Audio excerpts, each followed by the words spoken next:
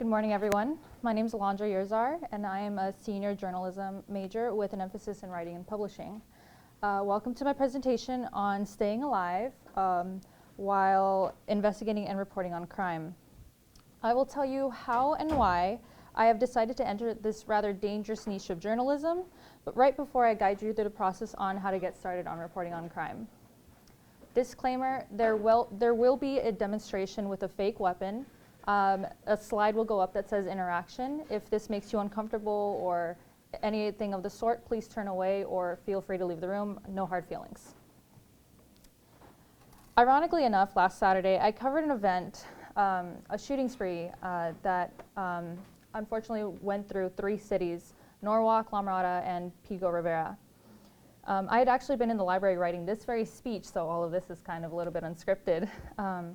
And I went out and covered it, unfortunately, according to my editor-in-chief.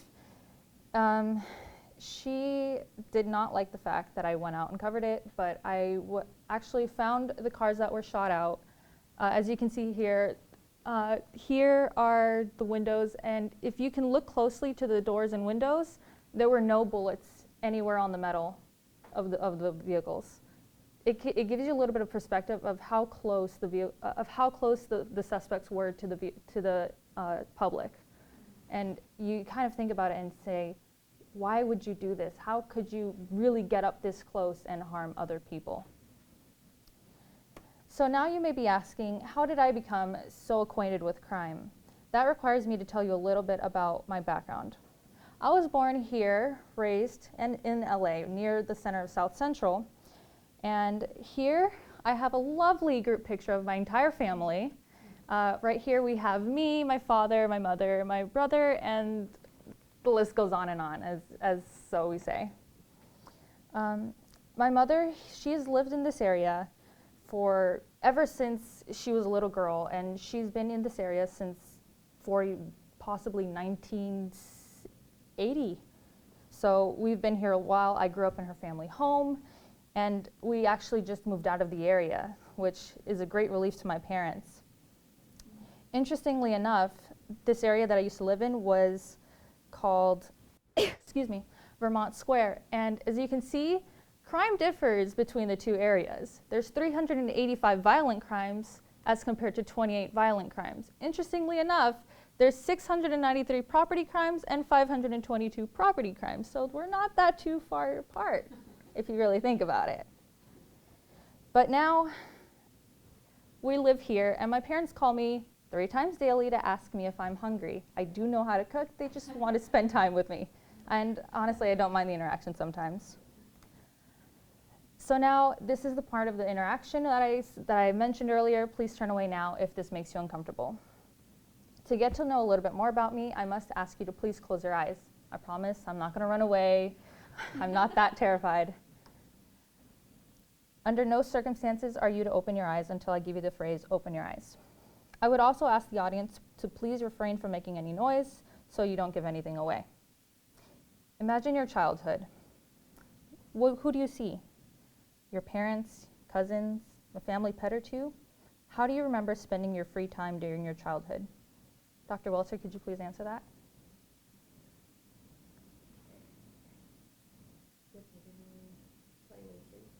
Okay. Dr. Longano, could you please also answer the same question? Playing in the alley. Anything else? Watching TV.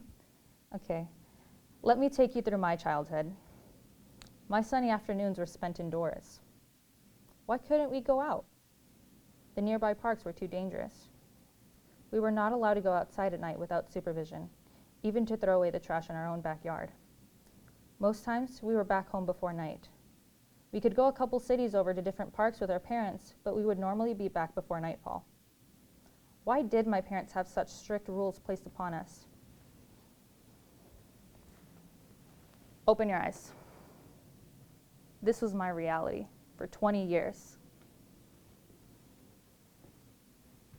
There's nothing like the feeling of going outside and expecting, oh, I'm just going to go outside, only to have a weapon in front of you.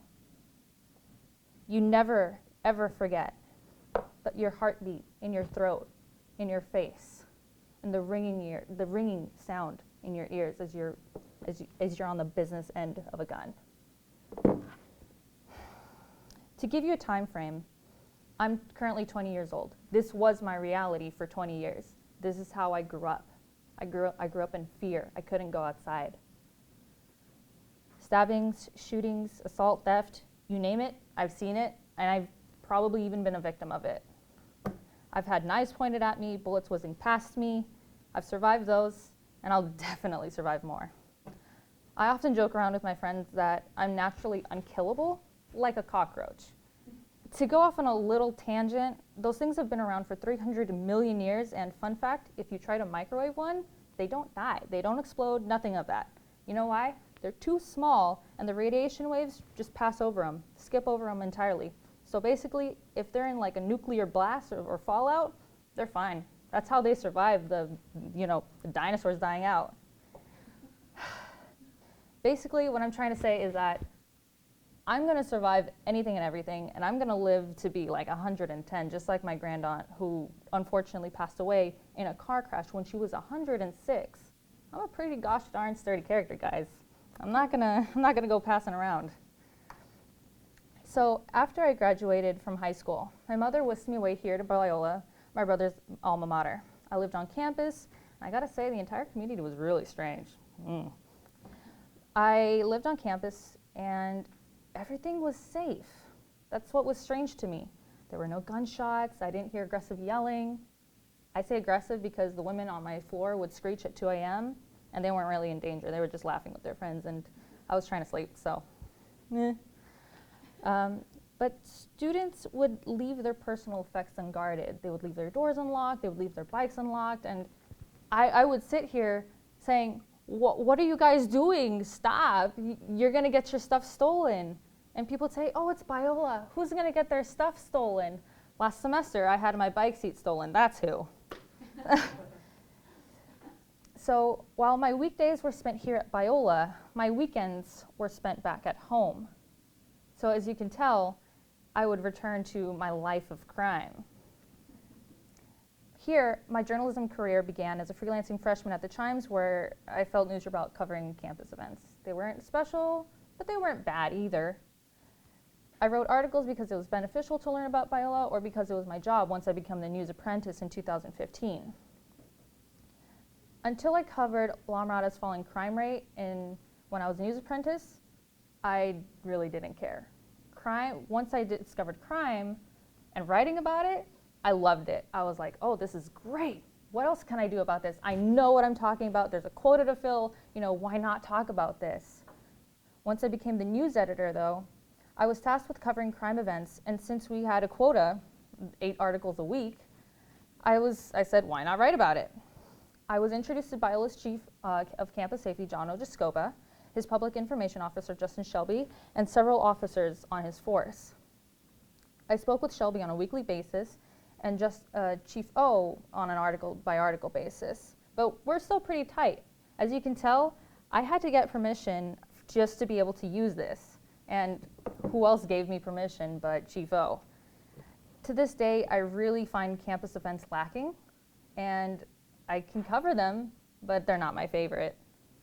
I still look forward to editing Crime Log, though, even though I don't write for that section anymore. And even if it's small, like, disturbing the peace and hope, or, basketball sightings or whatever, it's no big deal. I love it. It's my passion. It took a handful of months for me to find what I was really passionate about, even though I was, doing things. But once I did, it gave me that spark, the energy, really, to get firm footing to continue in journalism. Which brings me to point 1. First and foremost, crime is not something to be taken lightly. It happens even in the most pristine of communities. If you're in Beverly Hills or in the slums of South Central, you're going to see crime. Trust me. If you haven't witnessed the crime or the aftermath, though, it's going to be shocking. It's going to take a toll on you mentally, and it's not going to be pretty. People deal with shock in their own special little ways, but that being said, in the midst of a crime or some kind of crisis, you're not supposed to be panicking. You need to keep calm or cool, or else the people around you will be hurt or even killed. And panicking does nothing but make you irrational and a danger to not only them, but also yourself. That being said, crime journalism isn't for everyone, and even the toughest are affected after some time. I grew up in this, and I'll admit I can be numb to this, so if someone got shot in front of me, I would close up. That's just my natural response.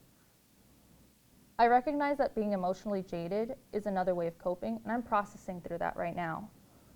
But I can't control some of my quick reflexes, and unfortunately I have hurt friends who have come up behind me and surprised me, which I advise you now, please don't ever do that. That being said, it would be incredibly foolish just to throw a novice out there and say, good luck, see you tomorrow. You probably won't. Chances are, to be properly introduced, you need to study it. Studying? Who likes studying? Well, if you want to survive, you better study. By definition, there are 4 major categories of crimes: personal, offenses against the person; property, offenses against the property; inchoate, incomplete offenses; and statutory, offenses against states or federal statutes. From these categories, there are several more specific crimes listed here that are labeled beneath them, and states can regulate what kind of penalty each crime deserves. To get familiar with your state's categories, your local sheriff's department should have no problem getting you acquainted with someone who can give you lists and diagrams on crime. This brings me to my second point. Get to know your local law enforcement and other crime journalists. Begin cultivating relationships so that when you get to the crime scene, you aren't met with hostility, but a pleasant, yo, what's up? If I didn't know the local law enforcement, I would not have been able to pull off the demonstration that I did earlier. Here, you're both after the same thing, the truth.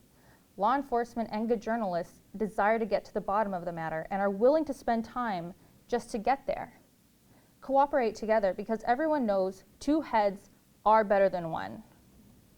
For starters, start small.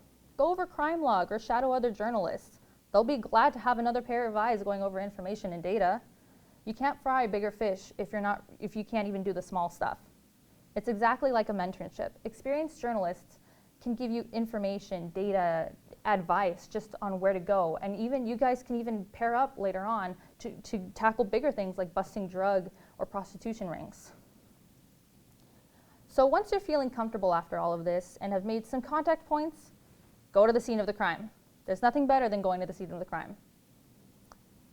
There are plenty of characters here you'll need to identify. Law enforcement, other journalists, witnesses, and bystanders, but it's your job to learn who to talk to and when to talk to them. Law enforcement usually has the most up-to-date information. Public information officers are great to talk to, but it's better if you talk to the officers and investigators who are hands deep in evidence. They're busy, they're occupied. Talk to them first. They'll give you facts because they're busy and they don't want to spend time on anything. You also need to learn to speak their language. They won't hesitate to leave you behind if you're not quick. You have a duty to the people to inform them at the situation at hand. Being consistent and persistent in your work earns you respect, and even the most jaded of people will respect you just for being consistent. And here, that's huge in this industry. Finally, don't discount the public. Witnesses are important to talk to, but you need to make a connection first. Find a common point and go from there. It could be difficult at times because maybe they witnessed the crime and obviously this might be their first time and they're going through shock, or they're afraid for their life because what if the murderer is there at the crime scene and they're making sure witnesses don't talk. The phrase snitches get stitches came from somewhere, and unfortunately people still do act out on this. Remember, it's not about the story, it's about the truth. Following this line, you need to learn how to unwind. Remember, crime takes a toll on anyone. You need something to fall back on: hobbies, friends, family. Learn to pace yourself and cover other events, no matter how tedious you find them. Even if you're tough and have the emotional, range of a rock, you need to learn how to relax. When I was news editor, I had 8 articles a week to write with my co-news editor, and unfortunately not many people wanted to write for our section.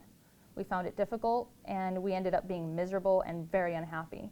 I, in particular, hated it, and I swore that I would never return to the Chimes. I started hating writing, and nothing could get me out of it, even reporting on crime. My refuge, working on cars. Surprisingly enough, my father, he would employ me as free slave labor on the weekends. He'd say, Alondra, come over here, help me do this. And I'd say, fine, Dad. But as he would just let me work on cars to my heart's content, and he'd be like, do this, do this, do this. And I'd say, okay. And it would let me get my mind off of things. Joke's on him. Now I pester him every single day just to let me go to work with him. So today, I am the managing editor of the Chimes. Go figure. On weekends, I pester my father to let me work with him. And though he's annoyed, or he pretends to be at least, he secretly loves working with me because I'm his only daughter. Who wouldn't want to spend time with me, right? I'm still dealing with the burnout as news editor, and though I don't really want to continue journalism immediately after graduation, I do want to continue investigating crime. Even though I didn't want to come to Biola, I see now that this was an opportunity for me and a period of growth for me that was necessary for me to begin. I've made close friends here, and I've learned some new skills and abilities, and I've taught other people some things as well. And though I graduate in December, I still remember what it took to get here, and I'm learning to appreciate what steps and sacrifices people have made for me to get here. Not at Biola, but to become the adult God meant for me to be. This concludes my presentation. I will now open up the floor for any questions you may have.